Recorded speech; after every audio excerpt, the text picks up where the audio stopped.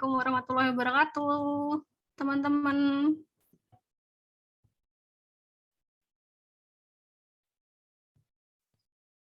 Gimana kabarnya? Suaraku masuk nggak? Suaraku masuk nggak, gengs? Masuk, oke. Apa kabar? Gimana puasanya? Masih lancar kan ya?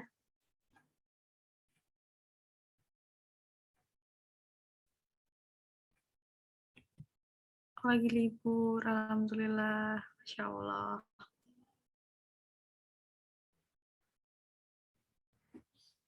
Oke, sebelum kita mulai, kita mau doa dulu ya. Bismillahirrahmanirrahim. Fatihah dipersilahkan.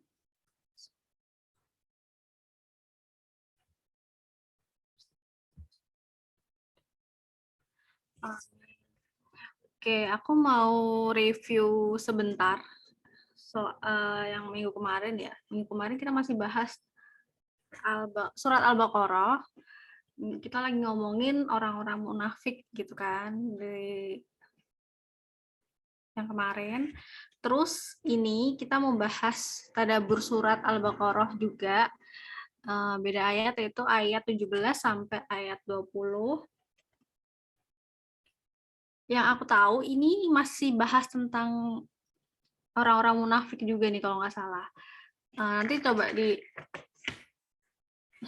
kalau misalnya aku salah tolong diingetin ya, bener nggak? Yang setahu aku ini masih ngomongin orang-orang munafik juga. Kita hari ini masih bersama Kak Kalila.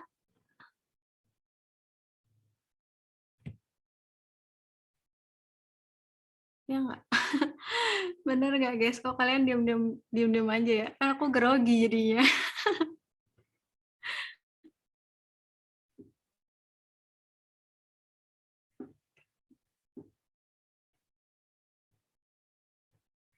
Udah siap belum catatannya, gengs?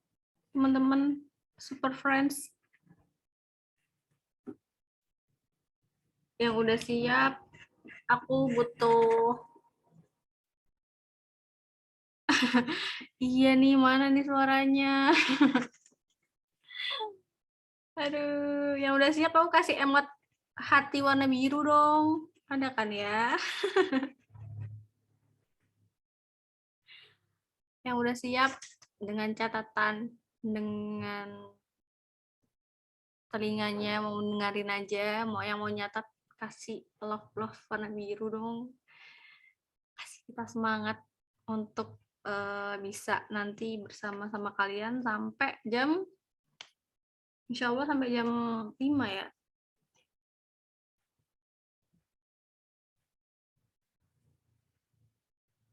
Kak Kalilanya udah ready belum ya? Iya, halo, sorry, maaf tadi belum di-unmute. Oh, kakak, karena aku berasa sendirian dan jadi grogi tadi. Gimana kak, apa kabar? Alhamdulillah, baik. Tami gimana? Alhamdulillah, baik. Masya Allah. Alhamdulillah. Gimana kak, udah siap? Kita langsung aja. Bentar ya, aku belum bisa share screen, bentar ya.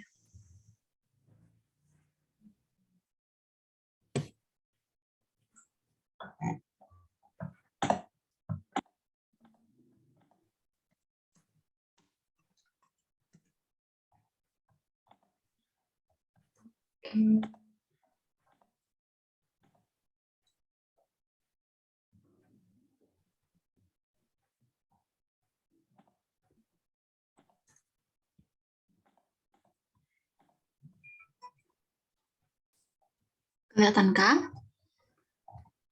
Udah kak, beres. Silahkan kak.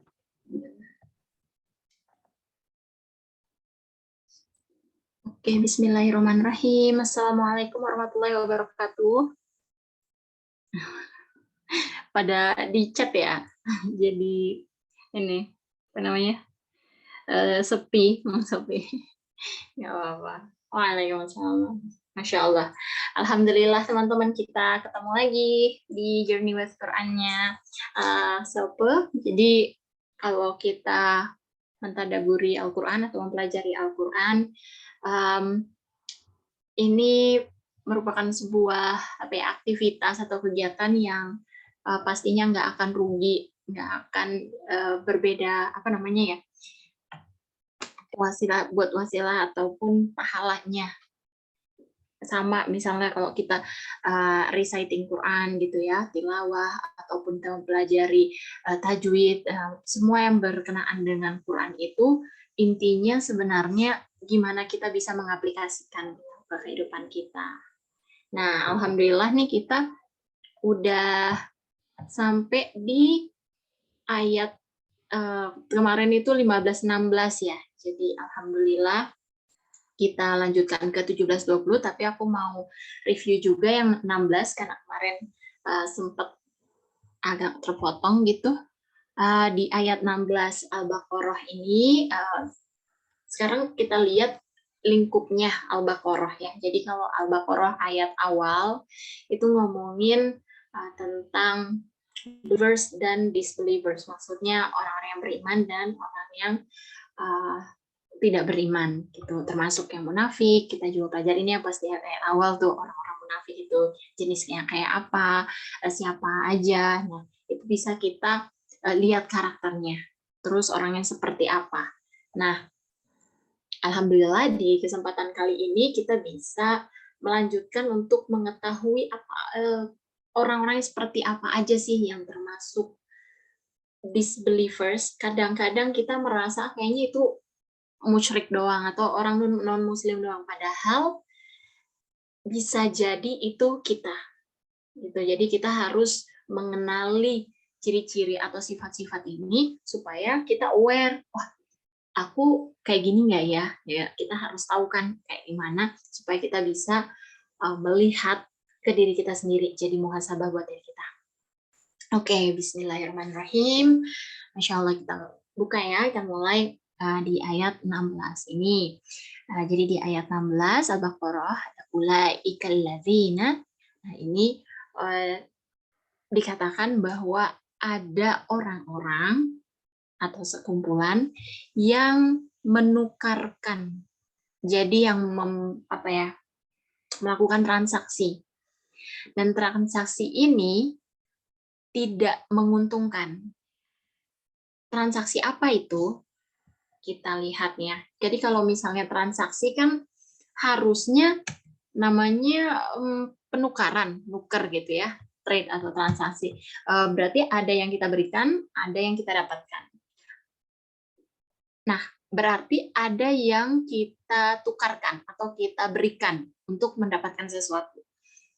Di sini di ayat ini, apa yang kita berikan itu jelas dikatakan bahwa kita memberikan orang-orang saat itu memberikan atau bertransaksi menukarkan keimanan. Jadi mereka menukarkan petunjuk atau huda, bil huda. Bil huda itu maksudnya mereka punya huda, punya petunjuk, punya guidance dalam diri mereka sendiri. Setiap orang itu punya petunjuk, diberikan petunjuk. Tapi ada orang-orang yang bertransaksi atau menjual keimanannya, atau melepaskan keimanannya untuk mendapatkan sesuatu yang lain. Sama kayak kita mau beli sesuatu, mau beli apapun gitu ya, kita kasih uang terus kita dapat makanan atau apa. Nah, tapi ternyata kalau kita bertransaksi atau menukarkan keimanan ini, menukarkan petunjuk, itu merugikan. Kita sebenarnya nggak dapat apa-apa, bahkan rugi banget. Muslim yang paling minim lah ibaratnya, itu semuanya punya guidance Allah, punya huda ini. Masalahnya adalah apakah kita menjaga huda, menjaga petunjuk dalam diri kita, atau malah kita gadaikan, kita buat itu jadi transaksi. Nah, ada kata-kata ishtaro, itu ishtaro di sini kan biasanya kalau di translatean doang itu kayak artinya membeli, padahal dia menjual, padahal dia membeli. Kalau menjual itu syaro doang, kalau membeli ishtaro. Nah, di sini kelihatan gitu ya, berarti kita membeli sesuatu lalu meninggalkan keimanannya. Nah, huda ini sendiri petunjuk Allah, walaupun kita juga punya dalam diri kita sendiri, tapi terus harus kita cari. Dan itu kan nggak mudah, butuh perjuangan. Dan karena huda atau misalnya takwa, kenapa makanya orang yang bertakwa itu kita nggak bisa bilang mereka tuh stabil, karena keimanan orang tuh naik turun. Mungkin sekarang bertakwa, kemarin dia masih non muslim, terus dia jadi mu'alaf, atau di kemungkinan di hari ke depan kita belum tahu. Makanya huda atau petunjuk itu harus kita cari terus. Keimanan itu harus kita tingkatin terus. Karena dia nggak bisa stay, nggak bisa kita jaga gitu ibaratnya. Kita simpen gitu, nggak bisa. Dia harus terus-menerus kita tingkatkan. Sholat gitu dengan cara rutinitas ritual ibadah. Jadi untuk hidup dengan panduan bimbingan Allah, untuk hidup sebagai muslim, itu butuh perjuangan banget. Gitu. Dan kita nggak bisa memberikan kesan sebagai muslim kalau kita nggak hidup sebagai muslim. Kita nggak bisa memberikan kesan Islam tuh sempurna, Islam itu bagus, Islam itu baik, tapi kitanya sendiri tidak hidup dalam koridor Islam. Kitanya nggak kelihatan kayak muslim yang memang taat. Dan kita juga nggak bisa bilang, oh aku belajar Quran begini, tapi karakter kita nggak sejalan sama Quran.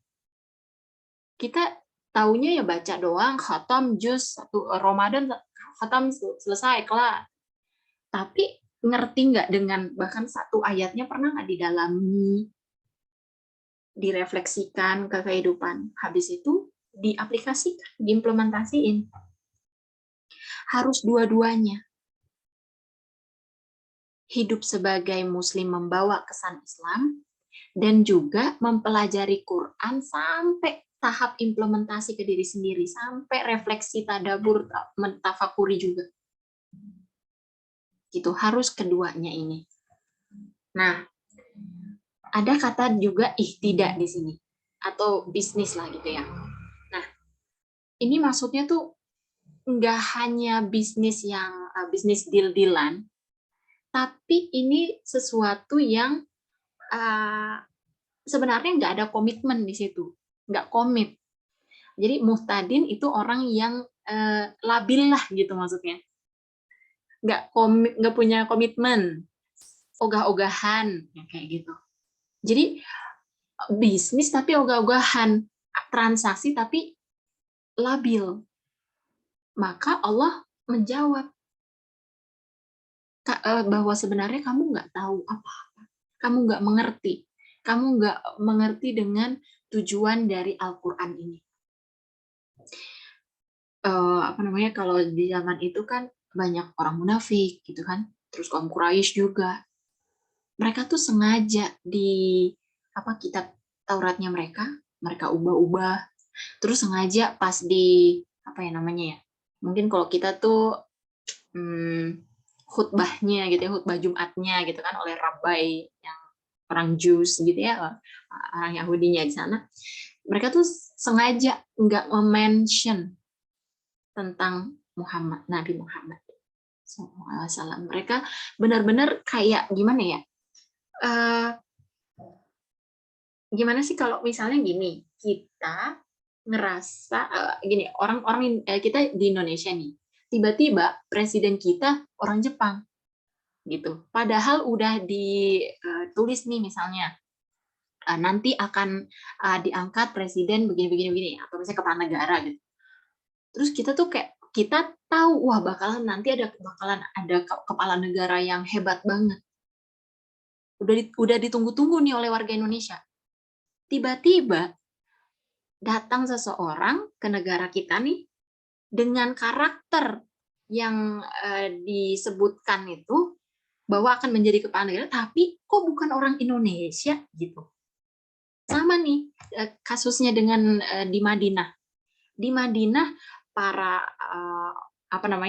pemuka agama gitu ya, Yahudi di sana itu kayak udah ini banget gitu. Udah nungguin banget. Nanti ada last messenger. Dan mereka berpikir pasti dari sini, dari Madinah juga ya, masa nabinya dari luar kayak nggak make sense buat mereka, nggak kepikiran juga mungkin ya, wallahu a'lam. Tapi mereka tuh emang di Tauratnya pun, di kitab-kitab mereka itu tertuliskan nanti akan ada nabi terakhir, utusan terakhir, utusan Allah terakhir. Mereka udah nungguin. Tiba-tiba yang datang orang Mekah. Udah gitu keturunan bukan Bani Israel lagi. Nggak mau dianggap. Mereka nggak mau lah.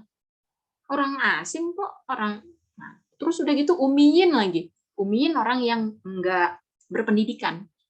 Nggak bisa baca tulis kan. Rasulullah saat itu.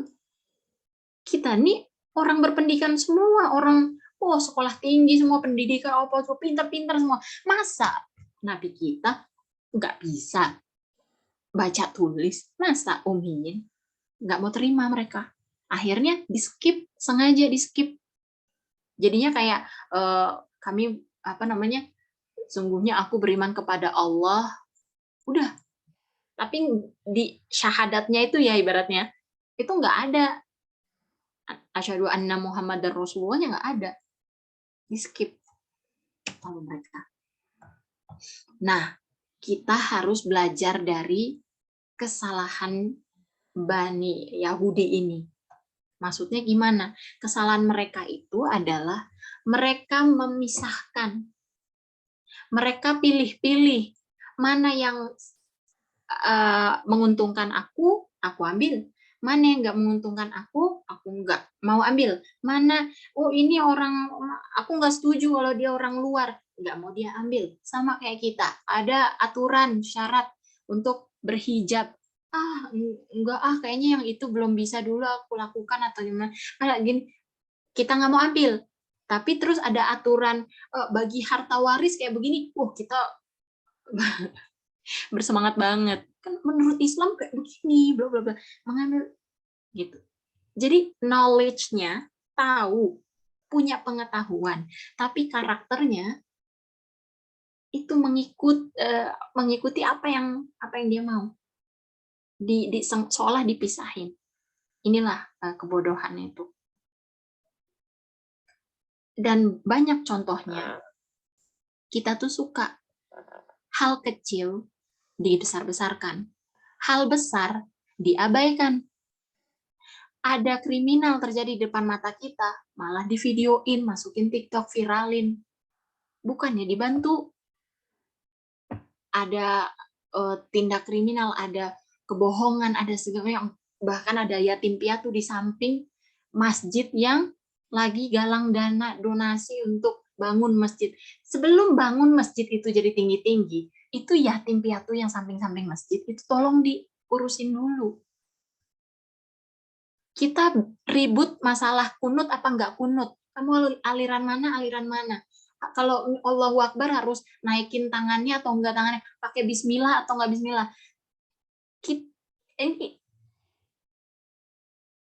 Itulah bagaimana tuh orang tuh kalau berpendidikan, maksudnya benar-benar, dan dia mengikuti Al-Quran atau apa, dia pasti tahu banget Al-Quran itu menyuruh yang mana, meng-highlight yang mana, meng-highlight yang apa.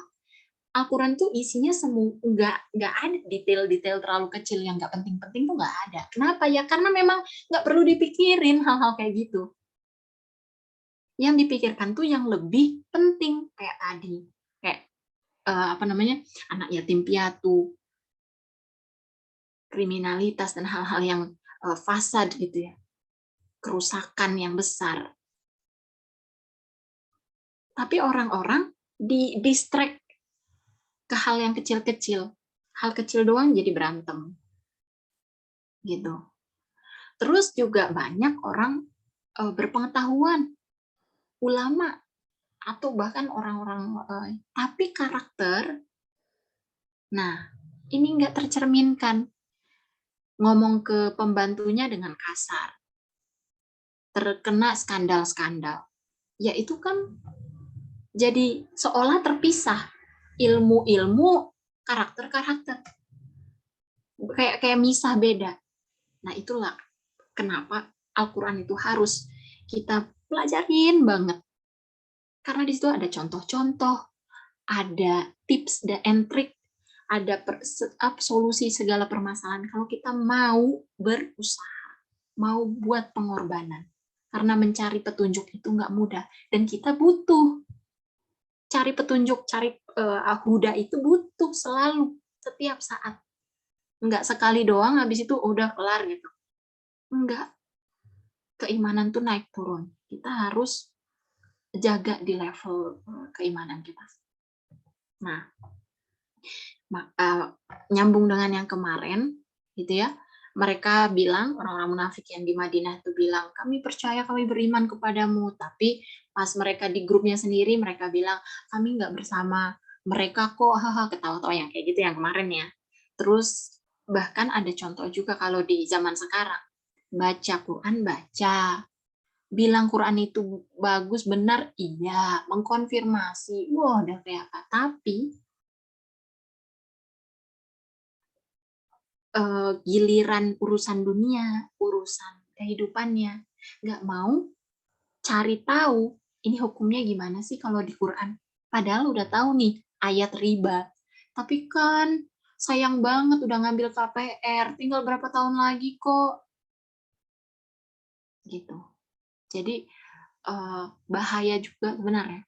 Apa kita ambil resiko memang dengan lebih banyak tahu jadi banyak, waduh kok banyak pantangan. Ya tapi mau nggak mau itulah resikonya juga. Nah, oke, itu di ayat 16. Kita lanjutin ke ayat 17 ya.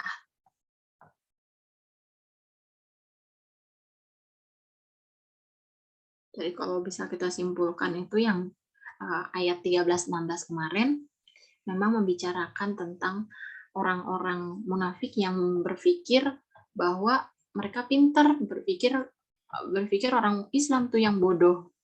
Padahal Allah menegaskan bahwa mereka yang dalam kebodohan. Oke, kita coba lihat ayat 17 yang lanjutannya. Bismillahirrahmanirrahim. Di ayat 17 ini,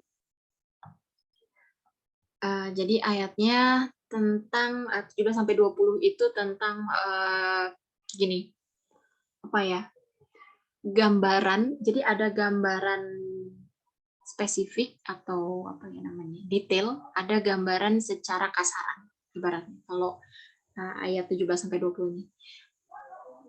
Bayangkan ada dua situasi, ada dua kondisi. Oke, ada dua kondisi yang ngomongin tentang disbelievers atau orang yang tidak beriman. Kita masuk ke gambaran pertama dulu, yang secara general atau secara apa ya namanya, kasarannya imaging, visualizing pertamanya di ayat 17 ini. Jadi visualisasikan atau bayangin aja nih, ada orang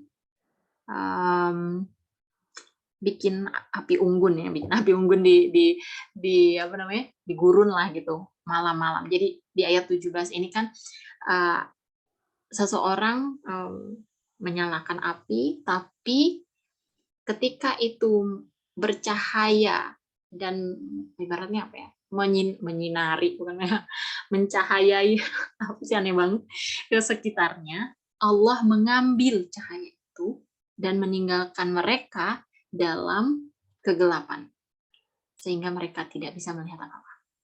Kira-kira itu artinya. Terus ini masih nyambung ke 18 juga. Tapi kita lihat dulu deh di sini. Jadi tadi ada kata-kata masal ini ya, masaluhum kamasal ini ya. Nah, gini. Tadi kan ibaratnya ada orang di gurun satu orang di gurun. Terus malam-malam, terus ya gelap banget kan gitu. Dan dia nggak bisa lihat apa-apa, dan dia berusaha untuk mencari ya misalnya kayu bakar lah atau apa supaya ada cahaya, supaya bisa menerangi cahaya dia dan bisa dia jalan. Nah, di sini perumpamaannya, kalau misalnya kita itu apa namanya ya, dalam kegelapan gitu, itu kan ada ibaratnya kilasan-kilasan cahaya lah. Seenggaknya nggak gelap banget. Kalau malam-malam itu kan nggak gelap banget. Jadi ada kayak glimpse ada cahaya yang glimpse-nya gitu. Nah, masaluhmi ini itu tuh masal atau kata masal itu dia tuh sebenarnya apa ya? Dia kayak sesuatu yang nggak normal, aneh. Jadi ini gelap banget nih. Terus ada orang berusaha untuk nyalain api, terus api itu kan lama-lama jadi besar gitu kan. Tadinya kan baru nyalain, habis itu lama-lama jadi besar, membesar. Nah, cuma beda kenapa di sini dibilangnya api itu pakai da atau bukan nur di situ tadi di ayat yang 17 itu ya. Jadi dia tuh artinya cahaya atau api cahaya yang dia punya ada panasnya. Kan kalau api ada panasnya gitu kan. Tapi kalau nur, cahaya, itu kayak cahaya, gimana ya? Cahaya bulan. Itu kan nggak panas gitu. Atau cahaya, apa ya, lampu. Jangan deh. Gimana sih kalau nur itu lebih ke cahaya Allah itu bukan, dia nggak punya temperatur. Gitu. Dan bisa terpantulkan, bisa apa namanya, reflected gitu ke yang lainnya, terpantulkan ke bulan gitu kan, terpantul kemana. Nah tapi kalau dia yang di sini di ayat ini tuh itu adalah cahaya yang punya panas, gitu, punya suhu. Nah terus tadi kan dibilang Allah mengambil atau menghilangkan cahaya mereka. Nah ini kalau dilihat cahaya mereka atau api mereka itu tuh tadi dipadamin entah bagaimana. Tapi kok mereka ngomongnya kan di awal tadi di ayat yang 17 ini one who kindle a fire, berarti seseorang yang membuat cahaya, yang membuat api itu cuma satu orang. Tapi habis itu left them in darkness, meninggalkan mereka dalam kegelapan. Lah, kan tadi ngomongnya satu orang, kok tiba-tiba meninggalkan mereka, kok banyak orang jadinya gitu. Agak aneh kan di sini. Ternyata ibaratnya kalau di film nih, scene-nya pertama ada orang terus bikin kayu bakar, apinya membesar. Habis itu kalau di zoom out apa zoom in? Zoom out gitu. Kayak agak jadi menjauh. Ternyata nggak cuma dia doang di situ. Ternyata ada banyak orang lain yang juga berusaha untuk menyalakan api mereka. Jadi ada banyak gitu. Tadi awalnya satu orang, ternyata pas kita zoom out itu, oh ternyata ini mereka ada banyak. Mereka berusaha tapi terpisah-pisah gitu. Gitu. Ini menunjukkan atau mengatakan bahwa orang-orang yang lost gitu. Orang-orang yang kehilangan cahayanya mereka. Kehilangan cahaya keimanan mereka. Bahkan yang mereka coba untuk mereka nyalakan dalam diri mereka aja tadi, Allah ambil. Gitu. Nah, ada kata-kata azhaba gitu dengan tarakat. Azhabanya tadi Allah bilang Allah ambil cahaya mereka dan mereka nggak akan bisa kembali lagi. Cahaya keimanan dalam diri mereka sudah diambil nih, sehingga mereka nggak bisa balik lagi, nggak bisa taubat. Terus taroka itu sehingga mereka tuh jadinya ditinggalkan, diabaikan, gitu, atau maksudnya akhirnya kan padam, maksudnya nggak ada cahaya lagi kan. Akhirnya mereka ada dalam kegelapan, ditinggalkan oleh Allah. Nah, terus di ayat selanjutnya itu ada bilang sumum bukmum umyun. Sering banget teman-teman pasti suka lihat ya di ayat-ayat Al-Quran itu. Nah, dikatakan bahwa orang-orang yang tadi kehilangan cahayanya, yang berada dalam kegelapan, yubsirun, itu jadi yubsirun artinya tuh gelap karena cahayanya diambil, cahaya dari luar nih secara lingkungan itu hilang, nggak ada cahaya sama sekali nih di sekitar kita nih, misalnya nggak ada cahaya sama sekali, kan gelap kan, akhirnya kita jadi nggak bisa melihat, makanya dibilang juga buta maksudnya. Tapi bukan buta sih, tapi ini maksud karena gelap jadi kita nggak bisa lihat, nggak ada cahaya, basir gitu kan, nggak bisa melihat. Nah, harusnya kalau kita nggak bisa lihat atau misalnya nih kayak mati lampu gitu, biasanya indera pendengar kita tuh bakal jadi tajam. Coba deh teman-teman misalnya mati lampu gitu malam-malam. Waduh, ada suara apa dikit aja gitu di ruang mana, langsung kaget gitu kan. Apaan tuh? Apaan tuh? Jadi lebih aware karena indera yang mata ini kayak nggak kepake.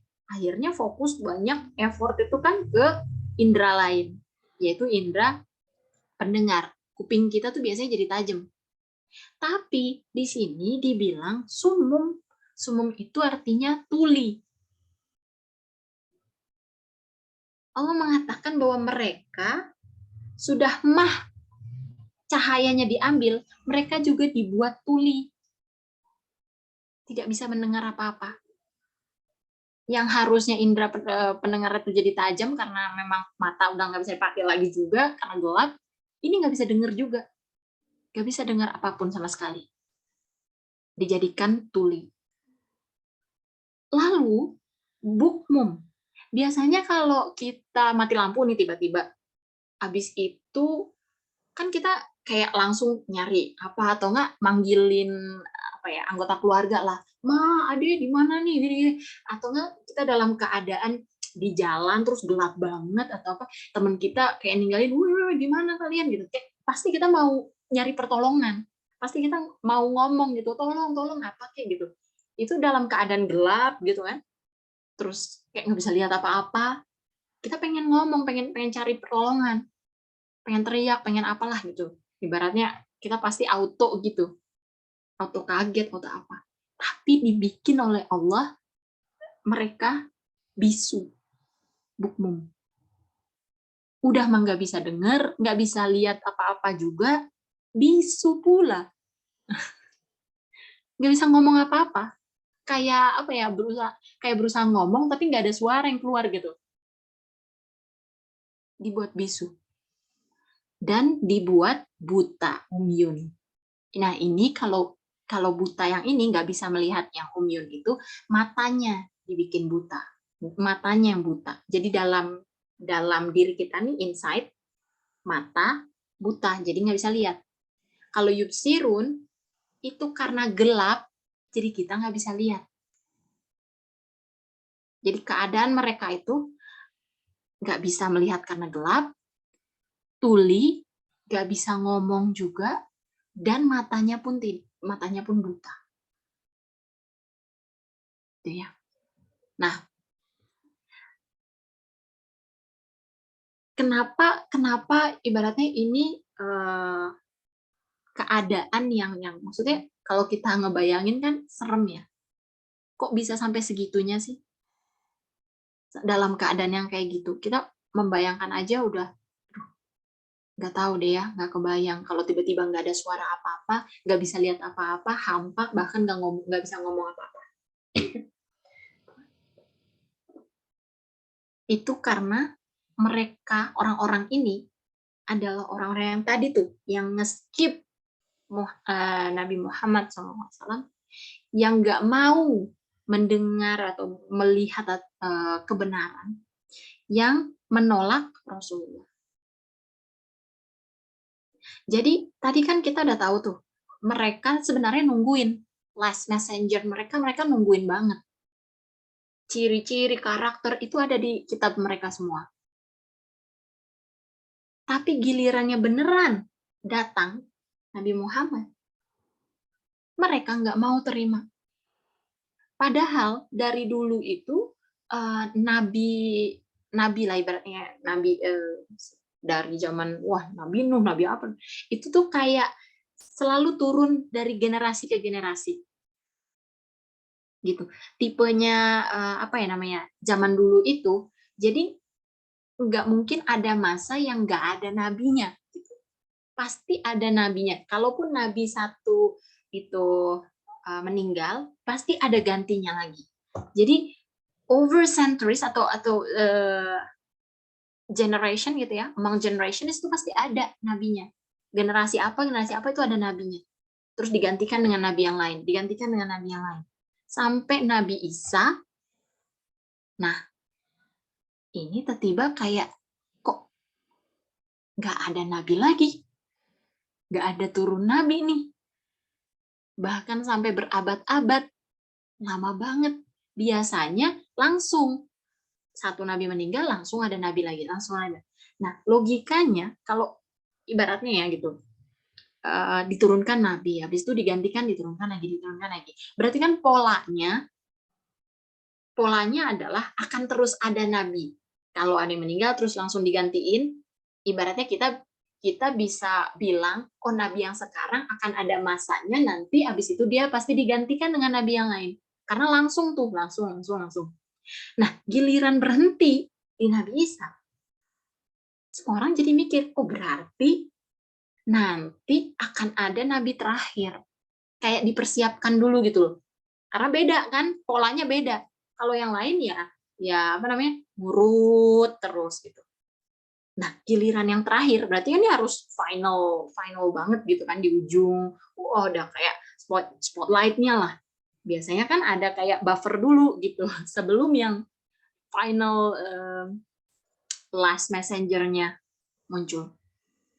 Nah, jadi orang-orang tuh nunggu berabad-abad nungguin last messenger ini. Nah, tapi pas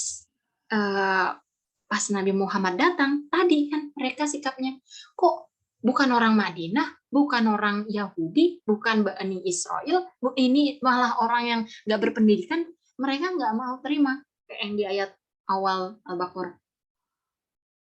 Akhirnya mereka membangkang dari Rasulullah, banyak juga yang jadi munafik.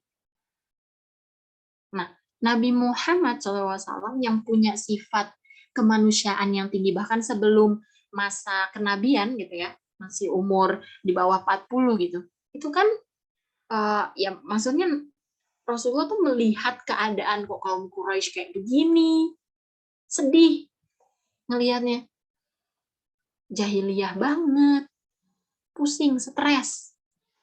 Akhirnya berkontemplasi, apa namanya ya, merenung ke Gunung Jabal Al-Nur. Itu kan nur di situ cahaya ya. Katanya ada yang bilang juga kenapa dibilang Jabal Al-Nur, karena cahaya. Jadi pas kurang tahu ya, pas apa itu jadi kayak ada cahaya bulan dari balik gunung itu, atau cahaya matahari dari balik gunung itu. Makanya juga kenapa dibilang apa namanya, Jabal Al-Nur. Tapi Nabi Muhammad gitu caranya, pas stres, pas apa, itu berkontemplasi dulu. Naik ke gunung. Memikirkan, ini gimana nih kok kayak begini kaum Quraisy ini. Kenapa seperti ini mereka. Nah, terus, dan apa namanya, settingannya kan orang nungguin. Itu tuh mereka sampai yang pada ini loh, apa namanya, ada kayak tradisi gitu ya, orang-orang di sana tuh kan berabad-abad nggak ada nabi nih, sedangkan mereka tuh kayak nungguin banget, pengen ketemu, semoga aku masih hidup pas nanti nabi baru ini nabi terakhir itu aku mau ketemu. Tapi orang yang udah tua gitu kan, yang kayak berasa aduh takut nggak ketemu apa, mereka tuh bikin surat seolah kayak ngomong ke last messenger-nya mereka gitu ya, seolah. Terus habis itu diturunkan ke generasi ke cucu-cucunya, supaya nanti kayak cucu yang terakhir atau gimana lah gitu, terus ketemu sama nabi terakhir, terus dikasih gitu suratnya. Itu sampai tradisinya kayak gitu di zaman itu. Dan padahal saat itu yang berkuasa itu Romawi, kerajaan Romawi, terus orang-orang yang Europe sana lah. Sedangkan orang Arab itu kan gurun banget ya, nggak ada apa namanya tuh, nggak nggak ada peningkatan ataupun hebat gitu secara apa, enggak, orang cuma gurun doang terus terbelakang. Tapi mereka tuh punya pride, punya kebanggaannya apa, bahasa mereka merasa bahasa mereka tuh highest level, mereka master of poets. Terus itu sampai ya di Ka'bah itu dulu tempat kompetisinya bersajak gitu. Terus nanti yang menang gitu ya, yang paling bagus sajaknya ditempel di Ka'bah gitu. Saking ininya mereka, sebangga itu sama bahasa mereka. Bahasa Arab. Bangga banget. Terus banyak pujangga, penyajak juga di sana. Nah, dari situlah Rasulullah lalu kan menyampaikan Al-Quran, ya kan? Udah Rasulullahnya sendiri juga dibenci sama orang Madinah. Terus sekarang ngasih tahu ada kitab yang sempurna sehingga mengcancel kitab-kitab yang sebelumnya. Kan mereka pegang banget Taurat mereka nih, kitab mereka. Terus harus digantiin sama Quran ini yang dibawa sama Muhammad gitu. Buat mereka nih, dari sudut pandang mereka kan jadi kayak, lah ini kok orang berani-berani banget ngegantiin kitab suci kita. Puter otak lah mereka. Coba kita cari nih kekurangannya lah, celah buat kita bisa kritik si Quran ini.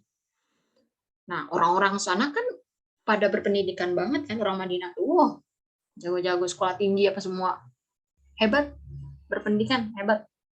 Nah, tapi yang namanya Quran itu memang kata-kata Allah gitu ya. Jadi mereka bahkan menemukan, loh, kok ini emang benar semua ya. Bahkan banyak hal-hal wisdom, full of insight, truth, beautiful juga, indah banget syair, ya benar syairnya, indah banget syair-syairnya. Gak mungkin kayaknya ini manusia yang bikin, apalagi Nabi Muhammad gitu yang bikin, yang nggak bisa baca, nggak bisa tulis, nggak mungkin. Bener dong berarti Quran ini. Jadi bahkan scholarsnya mereka, para pelajarnya mereka tuh yang itu ngomong, ini bener, ini malah Quran ini bagus banget, hebat banget, kitab ini banget gitu. Nah, terus para petinggi-petingginya itu rabbainya, nah, ya kita nggak bisa bilang gitu dong ke orang-orang. Nanti orang malah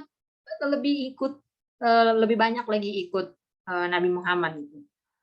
Ayo kita cari, masa nggak ada celahnya sedikit pun? Nggak ada, kata orang pelajar tuh, nggak ada.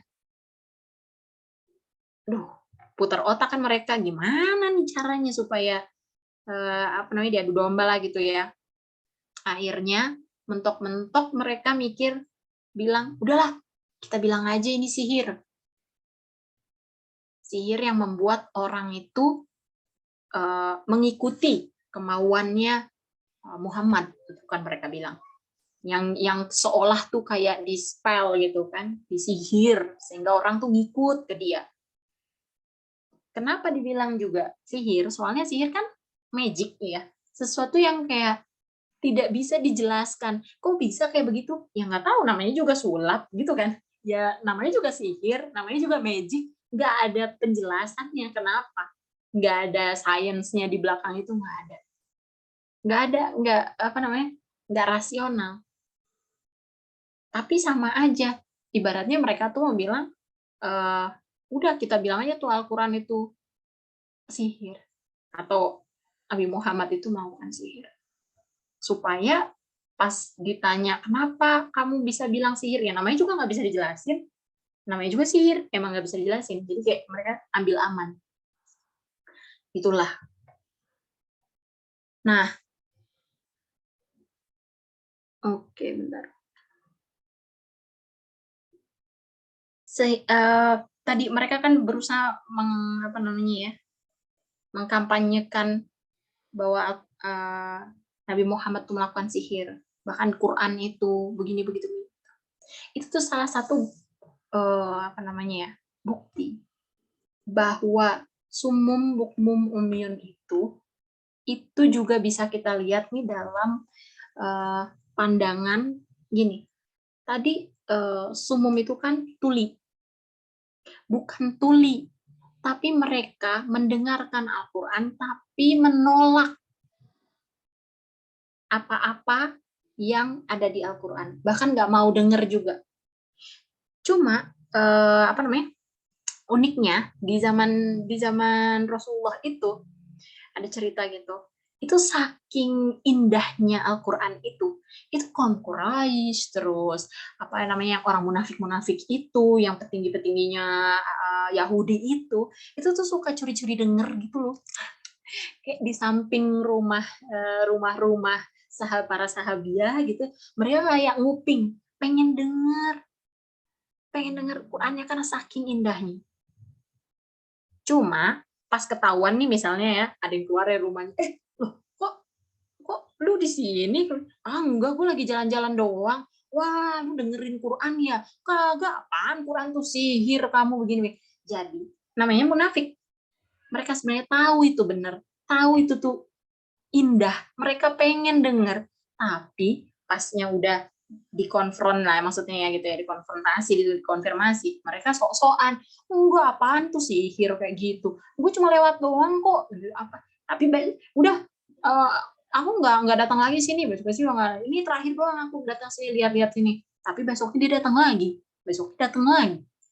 gitu keadaannya pas di zaman Rasulullah itu, saking Quran tuh indahnya. Tapi mereka malah maksudnya dibuat jadi tuli karena mereka menolak.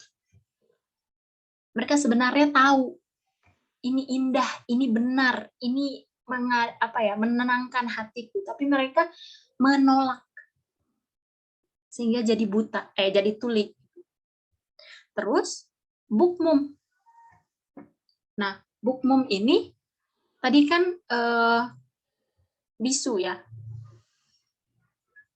Bukan bisu, nggak bisa ngomong karena mulutnya nggak bisa ngomong, tapi mereka nggak mau mengatakan yang sebenarnya terhadap Quran. Ibaratnya kalau kita diminta testimoni, kamu kan udah pelajarin, kamu kan ahlinya syair, kamu ahlinya ini, coba setelah kamu pelajari Quran tuh bagaimana? Dia tahu Quran ini begini, tapi dia malah berbohong. Dia malah gak mau ngomong. Gak mau ngomong, artinya ya sama aja dengan membisukan diri sendiri. Jadi kadang ya kita kalau misalnya nggak mengatakan sesuatu kemungkaran atau nggak melawan suatu kemungkaran pakai lisan kita, itu artinya kita juga ini bukmum. Nggak enak, misalnya kita lihat nih, kita lagi makan di di warung bakso gitu ya, terus kita ngelihat nih kok ada pasangan ini kelihatannya agak nggak senonoh sih di pabrik kayak begini. Harus lisan kita. Kalau kita nggak ngomong, kita nggak mengatakan apa yang sebenarnya, lebih tinggi bahwa kita nggak enakan, takut diliatin orang, takut dibilangin, apa sih urusan lu, urusan gue. Gitu. Lebih takut itu dapat daripada menjadi bukmum ini. Tidak mengatakan sesuatu yang benar. Sama aja. Terus mereka juga umyun. Hati mereka tuh mereka tutup. Mereka tutup mata mereka terhadap kebenaran. Gitu. Jadi apa namanya? Oh iya, ini juga nih. Kalau zaman Rasulullah itu kan para sahabat tuh kalau mau belajar gitu ke Rasulullah atau pasti ibaratnya gini lah, kalau kita nih ada ustazah atau ustadz gitu ya yang terkenal banget, terus datang ke masjid kita atau ke area tempat tinggal kita di sebuah acara atau apa, pasti tuh kita tuh pengen kayak nanya, pengen wah pokoknya aji mumpung ada nih kita tanyain semua apa yang kita butuhkan gitu kan harusnya. Jadi banyak ngomong ya, maksudnya berinteraksi, nanya, sehingga nggak bukmum ini. Tapi mereka yang tidak mau belajar, nggak mau cari tahu, itu menjadi bisu gitu. Apa namanya?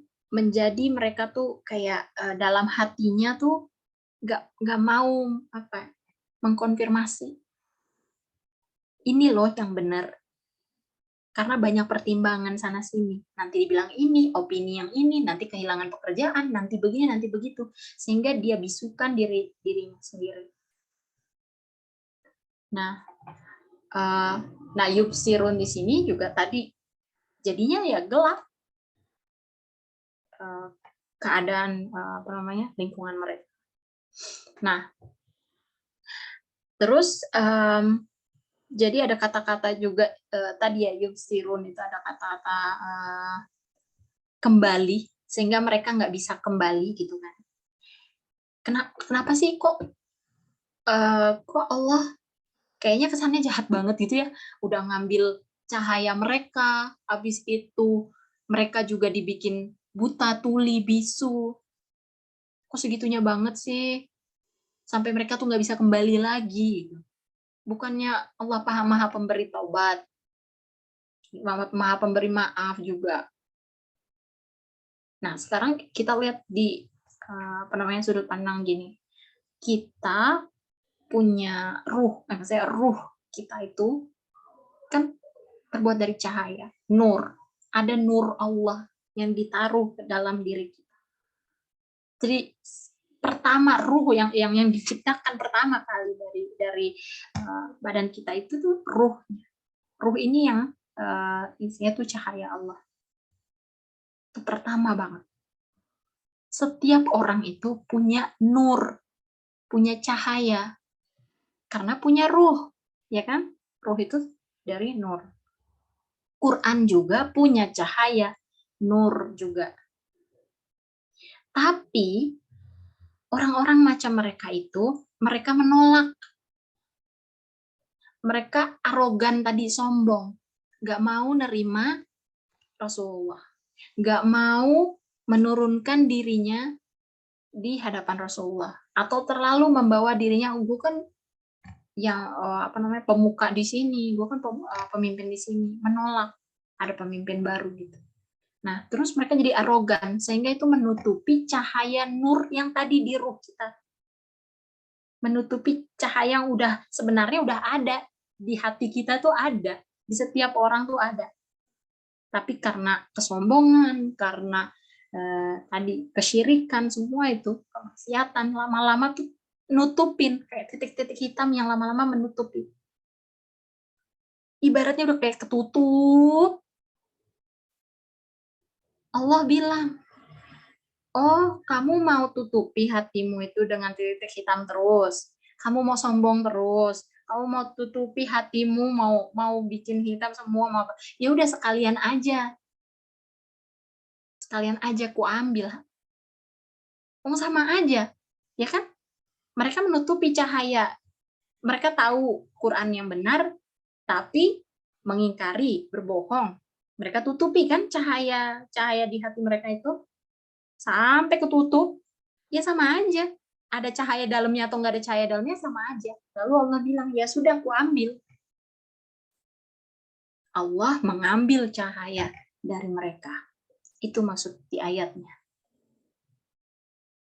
Ini mengajarkan kita kalau kita punya skill, potensi, kapabilitas apapun, kita punya kaki, punya tangan, punya mata, kalau nggak dipakai, kita akan kehilangan itu. Kita akan tidak bisa menggunakannya. Apapun yang dikasih sama Allah, gunakan sebaik-baiknya. Kalau nggak dipakai, hilang. Kaki nih, tapi kerjaan kita rebahan terus. Mau apa namanya, atau enggak, bener-bener nggak dipakai buat jalan. Setahun nih misalnya, nggak jalan sama sekali. Bener-bener nggak dipakai buat jalan. Nah, sekalinya besoknya mau coba jalan, bisa jalan nggak? Enggak. Kayak lumpuh aja. Berusaha untuk berdiri aja nggak bisa, kayak lumpuh. Coba, beneran. 1 tahun nggak dipakai. Sekarang otak, kalau nggak dipakai, ya jadi bodoh gitu. Karena udah dikasih akal, udah dikasih potensi, udah dikasih kemampuan ini, kemampuan itu, terus nggak dipakai. Giliran mau dipakai, nggak bisa, tumpul. Karena nggak sering dipakai, nggak digunakan. Kayak tadi, golongan tadi. Lama-lama mereka jadi buta, karena terus menutupi kebenaran. Gitu. Lama-lama jadi bisu, karena terus diam. Takut ini, takut itu, takut dibilang sok soleh, sok suci, gini-gini, ya udahlah aku diam aja. Iya, jadi bisu. Padahal dikasih mulut oleh Allah, dikasih lisan, dikasih kemampuan, dikasih hidup di zaman yang segalanya serba mudah. Apa kita tunggu itu hilang dulu, baru kita sadar? Kita tunggu kaki kita, mata kita hilang dulu, baru sadar, oh iya ya, selama ini aku tidak menggunakannya dengan baik. Dan itu juga akan mempengaruhi kemampuan, ability, dalam melihat apa-apa yang kebenaran-kebenaran. Harus diasah. Sehari 1 ayat aja, tapi tadaburi, terus direfleksikan. Ini nyambung ke pengalaman hidup aku yang mana ya? Itu adalah mengasah kemampuan, mencari kebenaran. Setiap harinya tuh diasah, diasah, diasah. Lama-lama, kalau ada kejadian apa-apa, itu udah nggak baper. Kejadian apa-apa nggak sedih berkepanjangan, karena udah terbiasa melihat hikmah di balik segala kejadian. Kenapa orang tuh ada yang kelihatannya kok kuat banget dia ya, padahal dikasih ujian bertubi-tubi, tapi dia bisa bangkitnya cepet, kok futurnya nggak lama, kok dia kayaknya istiqomah banget. Itu diasah, kemampuan tuh dipakai terus-menerus. Akhirnya jadi terbiasa, akhirnya jadi lebih tajam. Oh, ini udah langsung bisa mikir, oh ini kode Allah. Oh, ini maksudnya Allah mau mengajarkan aku yang ini. Oh, ini ibrohnya ini hikmahnya ini. Jadi nggak langsung negative thinking, overthinking gitu. Aduh, ini takut ini, aduh. Itu karena kita tidak mengasah. Kita nggak pakai hati kita nggak pakai akal kita. Padahal udah dikasih ke Allah. Jangan sampai itu hilang dulu, baru kita sadar. Nah, di ayat yang 19 ini udah settingan settingan kedua. Tadi setting pertama itu yang itu ya, satu orang dia nyalakan api tapi Allah ambil cahaya mereka, terus mereka jadi buta, bisu, mereka mereka yang membuat diri mereka sendiri seperti itu.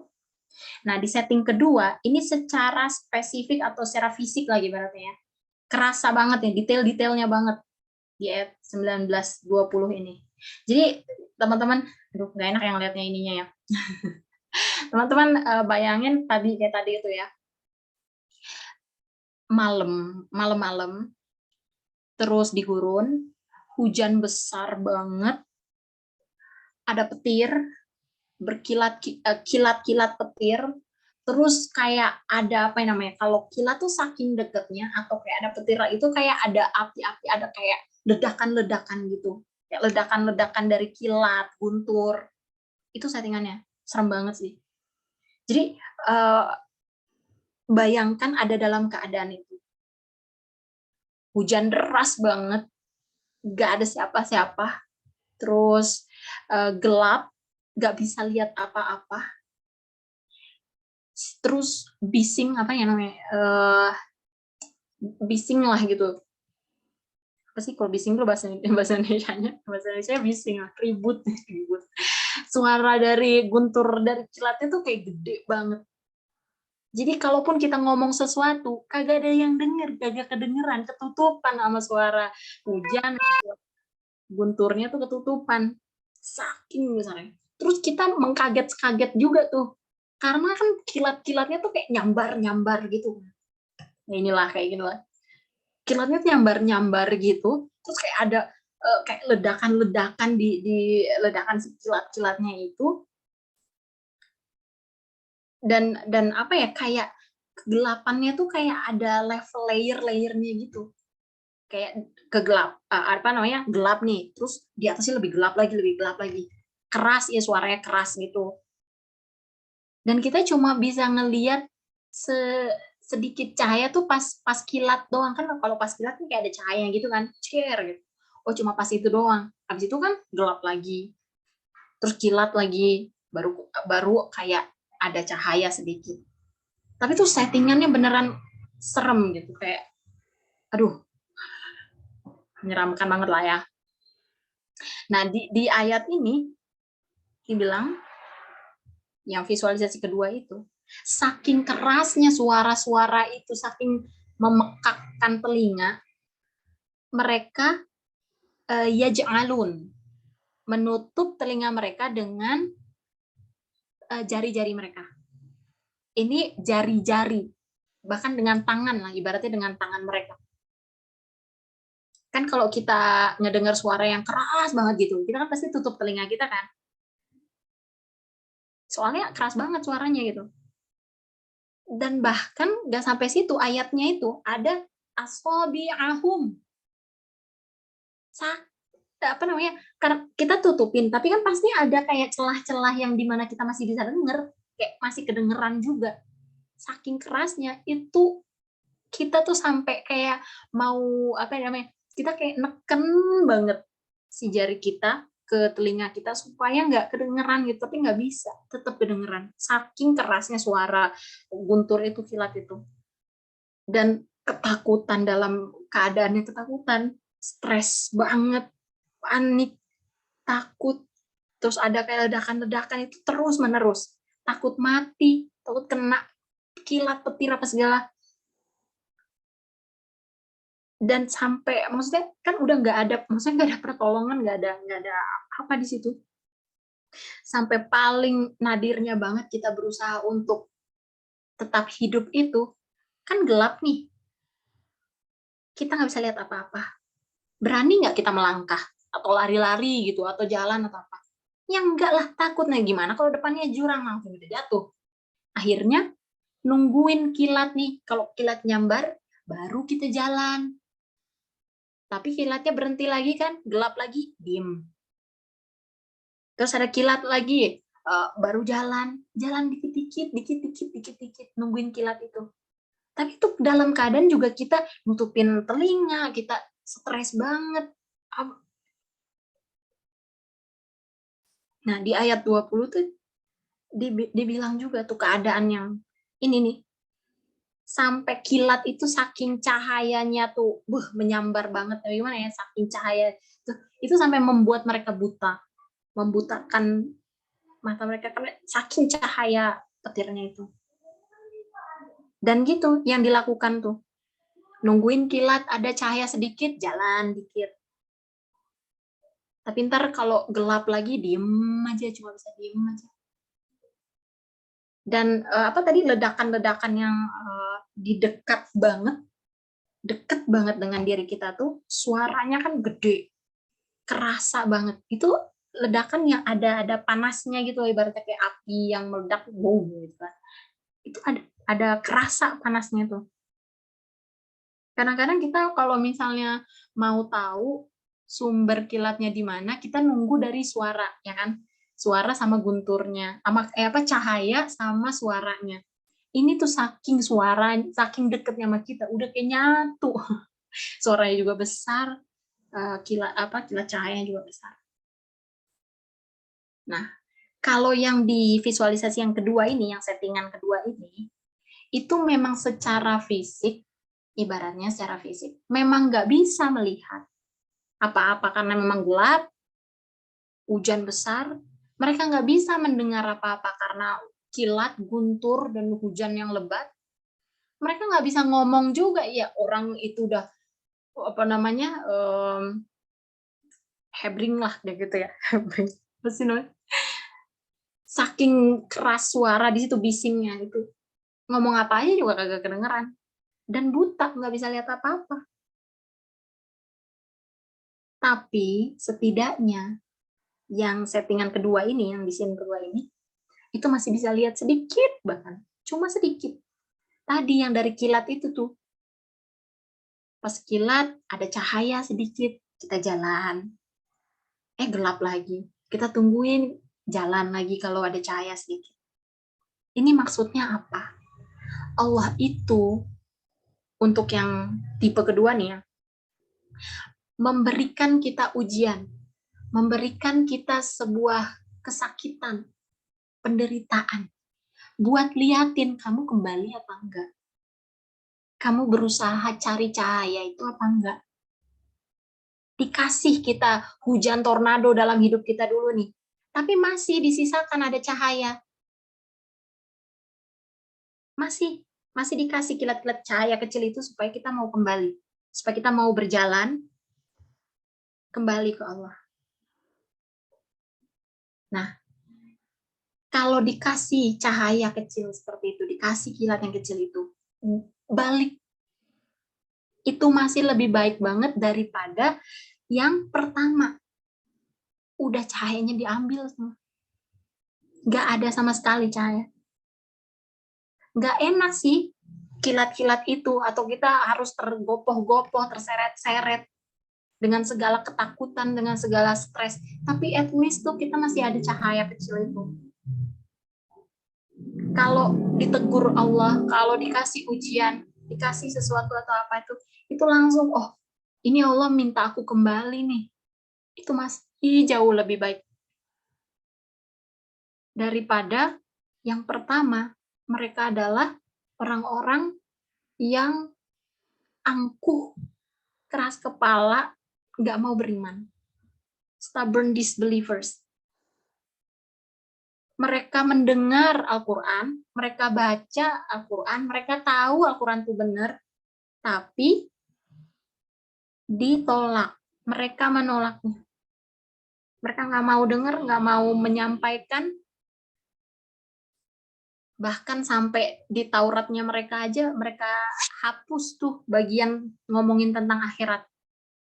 Makanya sekarang kan di semua Taurat mereka dan di ajaran Yahudi itu nggak ada tentang akhirat, nggak ada. Dihapus, mereka hapus. Mereka nggak suka ada konsep kayak gitu. Buat mereka nggak ada konsep akhirat, itu nggak ada. Jadi ya udah, Allah akhirnya mengambil semuanya. Jangan sampai kita nanti masuk ke yang scene tipe pertama tadi. Semoga enggak. Tapi ini mengajarkan kita, sekecil apapun panggilan Allah buat kembali, itu jawab langsung kembali. Langsung taubat. Walaupun harus nungguin kilat itu sebentar, walaupun masih tergopoh-gopoh, masih dengan segala hujan deras lebat itu, datang balik ke Allah. Gitu. Karena keadaan ini itu justru adalah rahmah Allah. Kalau yang pertama tadi itu kan kayak dibiarkan aja. Oh, kamu mau ini mau membangkang dengan nggak mau ikut aturannya, udah nggak apa-apa, silakan dibiarin, hidupnya enak, nyaman, tentram, kaya, seru-seruan aja, fun-fun aja. Kita maunya gitu kan? Nggak ada orang yang mau susah. Kita maunya happy-happy aja kan? Nah, jangan sampai happy-happy yang kita mau itu nanti ujungnya malah jatuh ke yang pertama tadi. Terambilkan semua kemampuan untuk kita bisa mencari cahaya itu dalam kondisi buta, tuli, bisu. Dan hati-hati juga nih, walaupun kita di yang tipe kedua misalnya ya, kita masih melihat cahaya, masih melihat ada kecil-kecil bantuan Allah, atau kita mau kembali atau gimana. Allah itu bisa bikin ke yang pertama. Allah bisa ambil cahaya itu. Allah bisa bikin yang kedua ini jadi yang pertama. Bisa dengan mudahnya. Jangan sampai Allah membuat itu keadaan kita tuh jadi tuli akan kebenaran, gak mau dengar sesuatu yang benar, gak mau menyampaikan, gak mau ngomong, gak mau mencari ilmu, gak mau bertanya. Kita ngerasa sesimpel itu. Aduh, pertanyaan aku mah bodoh, gak ini, gak nanti diketawain begitu. Iya, hati-hati. Kita yang membuat diri kita sendiri buta, tuli, bisu. Membuat diri kita sendiri dalam kegelapan. Nah, disitulah insight-nya yang bisa kita ambil, bahwa di ayat Al-Quran khususnya yang Al-Baqarah ini, ibaratnya part pertamanya lah gitu. Ayat 1 sampai 20 itu part pertamanya. Ngomongin tentang orang disbelievers. Tentang orang-orang yang tidak beriman atau kurang beriman. Ada juga munafik, ada juga bahkan kita yang sebenarnya udah tahu tapi nggak mau tahu, yang sebenarnya berakal tapi nggak mau diajak berpikir akalnya. Hati-hati dengan apa yang Allah sudah berikan ke kita. Dengan sedikit kilatan cahaya itu, kalau kita nggak jaga atau kita nggak coba untuk terus taruh itu di level yang aman nih, iman takwa kita, jangan sampai kita harus dikasih petir guntur dan settingan yang segitu menyeramkannya dulu baru kita sadar. Harus dikasih warning dan azab yang begitu dulu baru kitanya cari Allah. Semoga kita nggak sampai dalam keadaan seperti itu ya. Oke. Alhamdulillahirrabbilalamin. Segitu dari aku. Mohon maaf kalau banyak kekurangan juga dan kesalahan. Ini aku cuma sharing aja. Kalau misalnya ada yang butuh dikoreksi atau apa, boleh ke aku langsung gitu. Oke, sip. Aku balikin ke Tami, kakak moderator. Alhamdulillah. Masya Allah, Kak. Speechless saya. Speechless. Aku pikir kita pasti ngomongin orang-orang munafik gitu, tapi ternyata ini orang-orang yang mungkin nauzubillah mendalik dulu bagian dari kita sebelum hijrah gitu, yang nggak mau cari ilmu, karena kalau udah tahu ilmu kita jadi tahu terus harus ngelaksanain kayak gitu kan. Dulu kan ada zaman-zamannya kayak gitu tuh, yang nggak mau, mending aku nggak usah tahu, jadi kalau nggak tahu kan hukumnya hukum nggak tahu gitu kan. Dulu tuh yang masih yang kayak gitu tuh. Terus semakin belajar kita semakin tahu, oh kayak gini ya, pelan-pelan step by step kayak gitu kan. Ternyata dari ayat 17 sampai ayat 20 ini ngerasa bahwa parah banget nih kalau misalnya nggak mau cari ilmu lagi.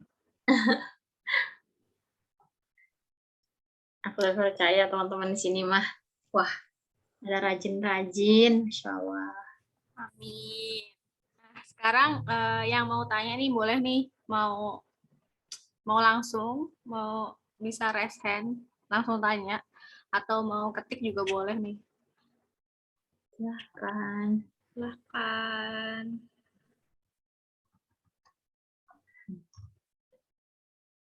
Topik lain juga boleh. Iya, kita bahas topik Masih lain. apa ya, berhubungan juga sih sebenarnya ke banyak hal dalam kehidupan sehari-hari kita. Nah, ya. Wah, pada ini WIT, WITA ada yang udah itu belum? Udah jam buka? Nah, dia tanya nih Kak, gimana caranya ngatasi ketakutan dikatain orang lah dan lain-lain pas mau bicara kebenaran? Coba Kak, Oh, Bila Masya bisa bagi Allah. tipsnya mungkin. Alhamdulillah karena dia. Makasih pertanyaannya. Aku sering banget juga kayak gini sih. Memang kita orang apa ya diciptakan oleh Allah juga berbeda-beda. Ada tipe karakter yang frontal, cuek aja. Dia mau dikatain apa sama orang, lah urus. Ya mood gue mau gue ngatain sesuatu yang bener, lu malah marah ya. Itu pasti ada orang yang frontal lah bisa ngomong kayak gitu. Ada yang lebih resesif gitu kan, takut ini takut itu. Nah, kita kenalin dulu aja diri kita. Kita tipe orangnya kayak gimana. Sambil kita berusaha nambahin maklumat atau mindset bahwa kenapa harus takut, itu dia. Dan apakah worth it? Berarti gini, pertama, kalau kita menyampaikan kebenaran, kita dapat pahala, diridhoi Allah, oke. Terus, kalau kita nggak melakukan sesuatu, justru dalam level tertentu ya, kita artinya ikutan juga melakukan. Ibaratnya kita melihat sebuah hal yang nggak baik gitu ya, perzinahan depan kita. Terus kita nggak ngomong apa-apa. Bisa jadi dosa itu juga ke kita. Mau nggak? Kagak mau kan? Terus, lah wong kita ngomong kebenaran, orang tuh takut kalau dia bohong, ya kan? Kalau dia mencuri, kalau dia melakukan sesuatu yang buruk.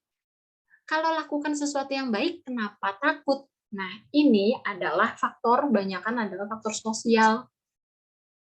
Masyarakat kita yang belum apa namanya ya, belum ngaji gitu. Jadinya punya opini, punya mindset, apalagi dengan ditambah tontonan-tontonan, mindset orang barat, individualis, ya urusan gue, kenapa lo yang, kan nggak bisa gitu. Kita harus melawan kemungkaran. Tapi itu kita doang, ibaratnya kita minoritas nih. Tapi semua orang mayoritas itu tidak benar gitu. Jadi seolah kita yang salah. Dengan kita menasehati, dengan kita melanggar sesuatu, seolah kita yang salah. Cuma karena kita sendiri yang lakuin itu. Ibaratnya gini, di sekolah, peraturannya adalah pakai seragam. Ternyata semua teman kita di sekolah tuh pakai baju bebas. Kita doang pakai baju seragam. Malu gak pas ke sekolah? Udah malu, terus teman-teman kita bilang kenapa lu pakai seragam? Pakai bebas kali. Lah, itu kan di peraturan ada, kita harus pakai seragam.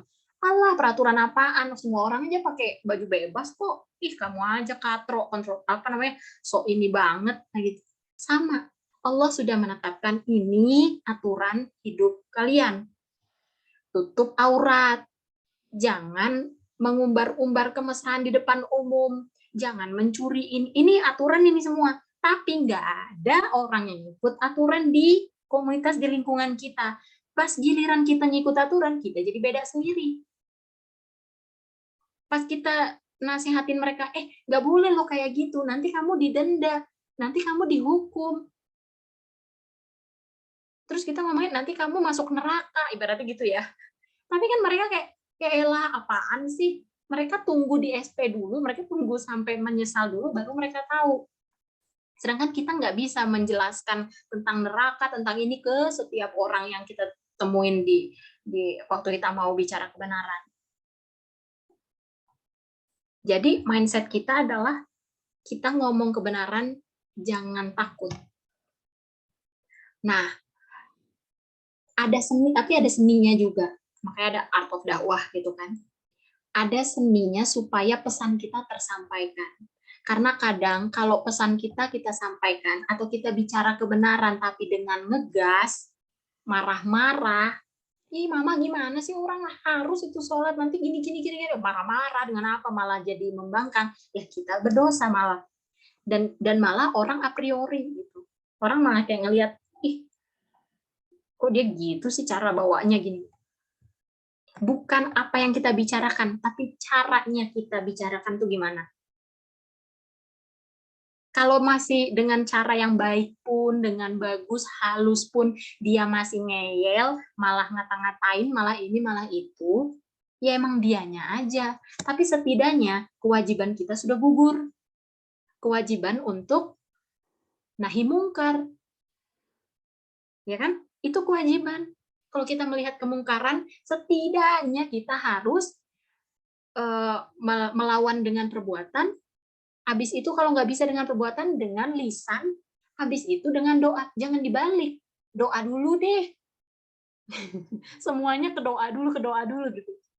Cuma karena mikir, aduh aku takut ini, aku takut itu. Aku kan tipe orangnya nggak ngomong. Aku kan tipe orangnya introvert. Nah, Allah nggak ada bilang apa anjuran untuk nahi mungkar dengan perbuatan dengan itu untuk ekstrovert atau untuk introvert, untuk orang yang cuek atau untuk orang yang frontal, untuk orang yang gimana. Enggak. Kita yang harus effort.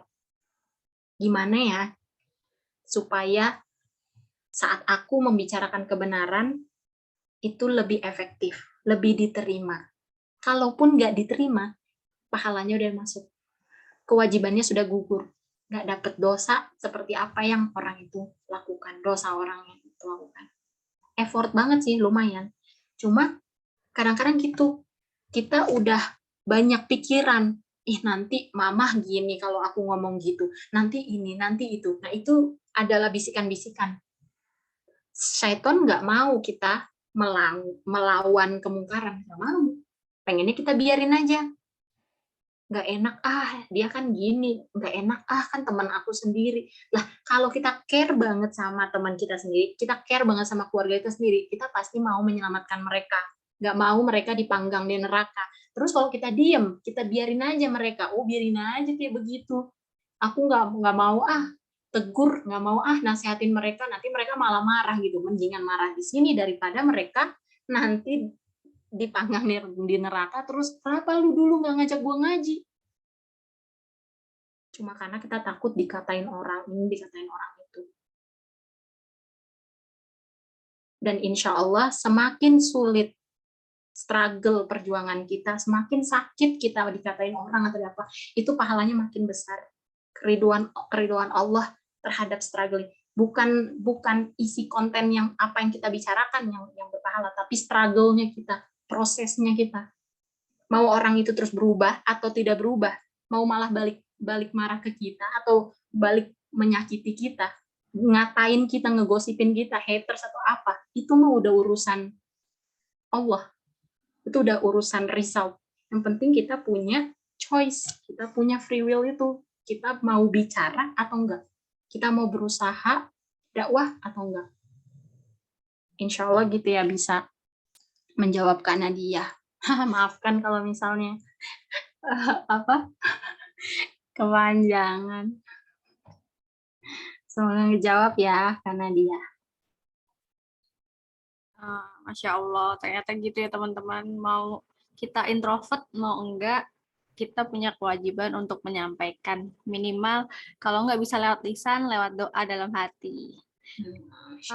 Karena udah jam 17.29 nih, udah di notif juga. Oh iya, ini nggak apa-apa kali ya, Kak, yang terakhir, Kak Wafik Azizah. Oh, boleh. Boleh deh. Caranya supaya nggak ngegas ya. Iya. Nah, caranya adalah latihan. Dulu aku tuh tipe orang yang ngegas, julid, pedes gitu. Pedes banget tuh kalau misalnya ngomong sama orang tuh kayak debat apalagi ya. Kalah kayak banyakan. Astagfirullahaladzim ya, bukan maksud sombong atau gimana. Tapi maksudnya ini buruk gitu, terlalu ngegas banget. Dan lagi pas hijrah, kan kayak dapet sesuatu, ini bener nih, girohnya, semangatnya gitu kan. wah ini salah, langsung tuh, wah itu haram, ini wah haram, langsung kayak ngasih fatwa, ngegas bawaannya. Tapi itu jadi kayak salah tempat lah ibaratnya. Dan itu tadi kan, kalau misalnya tipe orang nggak suka banyak bicara gini, teman-teman, kita jangan sampai melabel diri kita. Aku tuh orangnya males, aku tuh orangnya nggak suka kalau ketemu orang lain. Lama-lama jadi benar. Karena itu sugesti, afirmasi ke diri kita sendiri. Aku tuh orangnya nggak bisa kalau gini. Beneran akhirnya kayak gitu. Jadi jangan nge-label kita sendiri, diri kita sendiri. Yang berhak melabel itu, ibaratnya kalau misalnya sekarang tuh mental health atau aku tuh depresi, jangan gitu. Yang berhak untuk ngomong depresi itu psikolog, psikiater. Datang dulu ke psikolog, datang dulu ke psikiater. Jangan ngejudge diri sendiri ibaratnya gitu. Bukan nggak suka bicara, tapi mungkin kita cari tahu nih diri kita. Oh, aku tuh memang lebih suka menjelaskan sesuatu yang lugas. Aku agak aku nggak suka basa-basi. Lebih mending kayak gitu daripada kata-katanya nggak suka banyak bicara. Kalau bicara yang kebaikan, banyakin aja bicara bagus. Tapi banyak bicara yang cerewet tapi nggak penting, ya nggak bagus. Benar gitu kan? Gitu. Jadi harus kita tahu diri kita sendiri, tanyain, aku tuh nggak suka banyak bicaranya, bicara apa. Terus kalau misalnya mau menyampaikan sesuatu, latihan, pelan-pelan. Sama aku dulu juga kayak gitu, ngegas banget apa segala. Tapi karena latihan ngelihat lagi, oh kayak gitu, liatin orang, dia cara ngomongnya kayak gitu ya, oh dia cara ngomongnya gini. Itu lama-lama jadi lebih baik. Tapi kita harus latihan. Sampein. Dakwah tuh pelan-pelan gitu. Pertama masih ngepost, lama-lama bikin konten sendiri, lama-lama jago, lama-lama biasa. Dulu masih gagap-gagap kalau nyampain tadabur, terus kayak bingung gitu. Terus lama-lama kalau udah kebiasa, bisa lebih lancar. Gitu. Nggak usah bingung, nggak apa-apa, coba aja dulu. Ntar lama-lama kalau udah kebiasa, mudah insya Allah, Kak Wafi. Semoga menjawab ya. Ini nyambung juga sih adab buat negur. Iya sih, ada orang yang harus diperangi. Itu sebenarnya kalau adab negur itu lihat kondisi, terus juga kalau bisa japri, gitu ya adabnya. Bahkan misalnya kayak gini nih, aku nyampein sesuatu gitu kan, terus ternyata ada yang salah atau gimana, atau misalnya ada kajian terus yang menyampaikan kajian tuh, ini salah tuh, ini gini, disampaikan japri, atau tadi ada kekurangan, ada salah apa gitu ya, atau karakter misalnya lebih baik kamu kayak gini, itu disampaikan pribadi japri aja. Nanti dia secara pribadi mengkoreksi atas apa yang dia benar. Jadi nggak seolah kita tuh nyerang, adabnya gitu kan, jangan di umum. Kalau yang keterlaluan banget, menurut aku sih bahkan nggak usah dilayanin, nggak usah diladenin. Berdebat dengan orang bodoh itu kita yang kalah. Jadi untuk orang yang keterlaluan banget atau yang nggak bisa ditolong, nggak usah. Aku pernah ibaratnya debat ya, atau inilah sama orang ateis, akunya yang nangis, akunya yang depresi, yang stres. Aduh ya Allah, capek banget. Sampai keluar dalil ini, keluar ngomong itu, terus dibilang, ya kan kaum kamu tuh teroris, gini, bla bla segala. Dibilang gitu, coba di depan, maksudnya kayak kitanya yang capek sendiri. Kalau yang udah keterlaluan banget gitu ya, nggak usah dilayanin, tinggalin aja. Doakan aja Allah yang akan bantu dia. Ngadepinnya itu tadi, tinggalin. Jangan sampai kita mau menyelamatkan orang, malah kitanya yang hancur, malah kitanya yang tidak terselamatkan. Dianya nggak selamat, kitanya juga ikut hancur. Gitu. Semangat Kak Laila. Oke. Kasih jawabannya Kak Lila. Sama-sama. Wajazakillah khair. Oke, kira-kira kayak gitu ya teman-teman. Kalau mau ada yang mau pertanyaan lagi, kita bisa bahas langsung di channel X Off ya. Karena waktunya udah jam 17.35 juga nih. Udah banyak mau buka puasa. Kita tutup ya. Eh, kita tutup dengan bacaan kafaratul majlis. Bismillahirrahmanirrahim.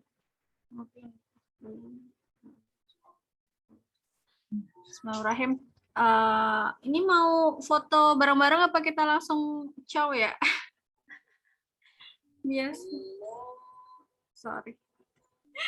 Di tempat aku udah maghrib.